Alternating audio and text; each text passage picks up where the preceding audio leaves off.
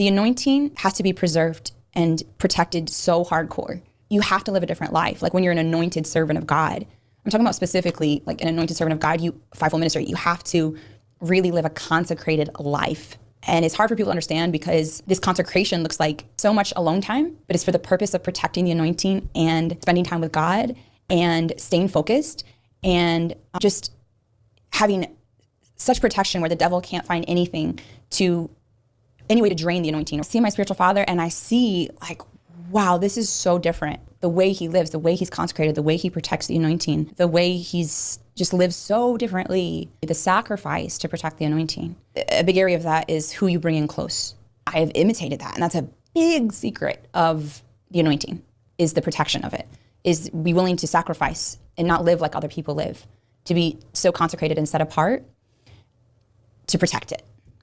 And a big part of that has been who I bring in close. And this is what I want you all to hear now. You have to be very careful about who you bring in close. There will be believers out there who are lukewarm and not surrendered to God, but they won't say they're lukewarm. They won't say they're not surrendered to God. They'll say the opposite, but their actions show differently. But the devil wants you to push away wisdom and bring the wrong people in close to drain you, to drain the anointing in you, and to bring unnecessary problems in your life because of the open door this person has. But what can happen is a person discounts all wisdom and has like compassion for the person, but not in a good way. Because we are called to love all people, but we're not called to bring all people close.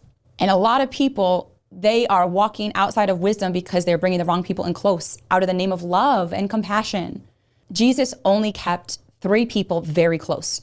And then there was 12 that were semi-close. These 3 that I'm talking about, James, John, and Peter, they're with him in the Mount of Transfiguration and in the Garden of Gethsemane.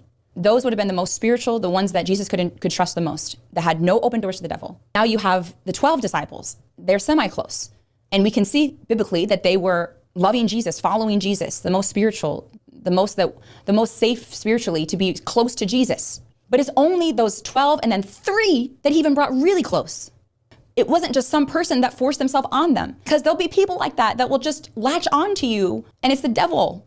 The devil's using them as an open door, using them to drain you when you weren't called to bring that person in close. We are called to love everybody. Jesus loved everybody, but he didn't bring everyone in close. He ministered to them all. Through your life, through your social media, you shine your light. That's how you love everybody. You don't pull them in really close, but you love them. You speak kindly to them. You don't bring them in really close.